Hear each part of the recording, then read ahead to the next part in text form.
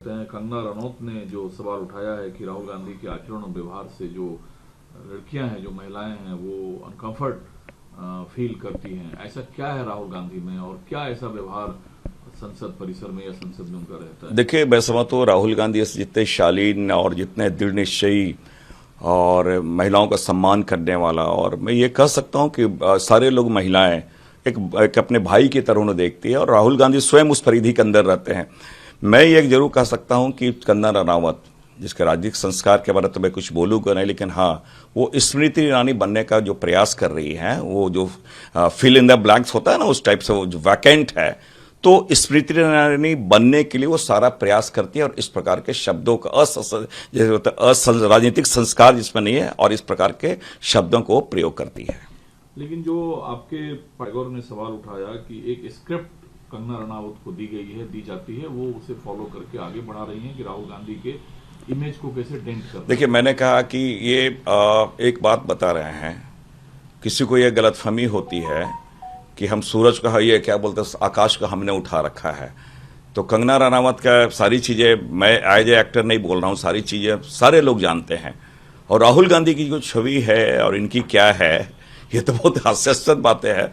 और मुझे तो लगता है कंगना रनावत को प्रतिक्रिया देनी भी नहीं चाहिए। जो उसका स्टैंडर्ड है, जो उसका स्तर है, तो उसके बारे में बोलना भी उचित नहीं, मैं समझता हूँ।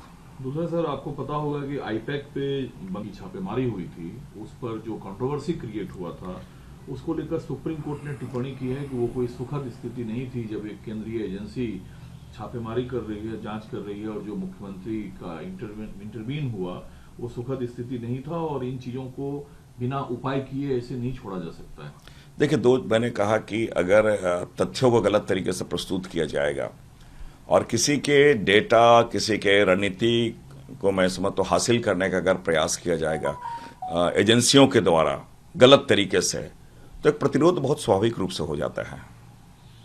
दूसरा सवाल सर ये है कि बड़े पैमाने पर कांग्रेस का कोई बड़ा टेक नहीं है, लेकिन टीएमसी ने 74 मौजूदा विधायकों के टिकट काटे हैं। इससे टीएमसी के अंदर ही असंतोष पैदा हुआ है। देखिए, मैं समझता हूं कि ये बहुत बार ऐसा होता है कि अपेक्षा पे, जनभावनाओं पे लोग खरे नहीं उतरते हैं, तो लोग उनके टिकट काट के दूसरे को अवसर देते हैं। लेकिन ये उनका टीएमसी के या उनका इंटरनल मैटर है, मैं इस पर कोई बोलना उचित नहीं समझता हूँ। बड़ा परिवार में बिखराव चुने हैं, वो भी सुरक्षित नहीं रह पाते हैं, वो भी जुड़े नहीं रह पाते हैं। अब जो प्रद्युत बोरदोलाई हैं, नगांव से सांसद असम में हैं, उन्होंने चुनाव से ठीक पहले अलविदा कह दिया पार्टी को। देखिए, मैं कोई भी आपके सहयोगी का बिछड़ना हमेशा दुखद स्थिति होती है, लेकिन एक पूरे विचारों में जो विचारधारा है उसके साथ बने रहना, उसके साथ संघर्ष के साथ ही बनना, ये मैं समझता हूँ हर आज के बदलते परिवेश में, राजनीतिक परिवेश जितना ये दूषित हो गया है, बहुत कठिन काम है। इसलिए मैंने कहा कि हर आदमी राहुल गांधी नहीं बन सकते हैं। लेकिन ये बात जरूर मैं कहना चाहूँगा कि उनका जाना हमारे लिए अपने सहयोगी का जाना हमेशा दुखद होगा। दूसरा सर, जो वननेस पर कांग्रेस का अलग रुख है, सत्ताधारी पक्ष अपने रुख के साथ सामने है, लेकिन एक रिपोर्ट जो आई है उसमें कहा गया कि एक राष्ट्र एक चुनाव से 5 वर्षों में मतदान कर्मचारियों की संख्या में 28% की कटौती आएगी। मतलब जितने लोग लगते हैं मतदान प्रक्रिया में, अगर वन नेशन वन इलेक्शन होता है तो 28% लोग, मतलब तकरीबन 1.04 करोड़ लोगों की कमी होगी इसमें। देखिए, उसमें बहुत सारे, हम लोग तो खुद उसके बेबर हूँ, बहुत सारी टेक्निकल चीजें जो है। और मैं एक चीज बता रहा हूँ कि उन्होंने कहा कि जो एक रेवेन्यू बड़ा फैक्टर उन्होंने कहा कि पैसे की बचत होगी। हम लोगों ने सारा वो फर्स्ट इलेक्शन से लेके एक साथ जो जीडीपी पे कितना अंतर पड़ा, मूवमेंट कितने हो गए, जो जितने ऑफिसर्स है उनका मूवमेंट, उतने संख्या क्या होगी, 10 साल बाद ईवीएम की संख्या क्या होगी।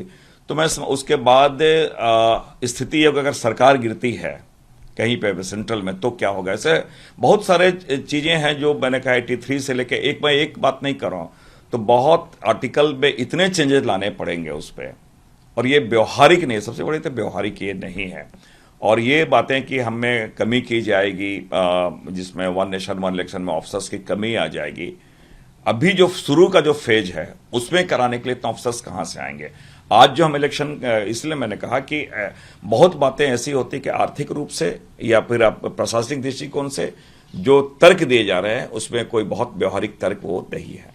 एक सर बहुत इंपॉर्टेंट सवाल है, चूंकि ईरान है, कारण ये है कि ईरान को न्यूक्लियर नहीं डेवलप करने देंगे, लेकिन इस बीच जो खुफिया प्रमुख है अमेरिका की, तुलसी गवार्ड, उन्होंने जो दावा किया है कि पाकिस्तान अमेरिका के लिए सबसे बड़े परमाणु खतरों में से एक है। तो क्या अमेरिका पाकिस्तान को थ्रेट मानता है, उसके न्यूक्लियर वेपन्स को अमेरिका के लिए थ्रेट मानता है? देखिए, मैं समझता हूं कि पाकिस्तान ऐसे भी उसके न्यूक्लियर वेपन वो पूरा अमेरिका नहीं, पूरे हमारे भारत के लिए, पूरे विश्व के लिए खतरा है। और जो परमाणु शक्ति है, हम लोगों ने ऊर्जा सेक्टर में या शांति के कामों के लिए हम लोगों ने उनके डेवलप किया है, लेकिन ये अपने परमाणु अस्त्र ये इसलिए बनाना चाहते हैं कि अपने सामरिक शक्ति को बनाना चाहते हैं। दोनों में एक बेसिक डिफरेंस है। तो जो सामरिक दृष्टिकोण से बनाएगा वो हमेशा वो घातक होगा। तो पाकिस्तान अमेरिका के लिए थ्रेट है, ऐसा मानते हैं आप? चूंकि अमेरिका खुद दावा कर रहा है। तो मैं समझता हूं तो अच्छी बात है ना, शक्ति संतुलन हो तो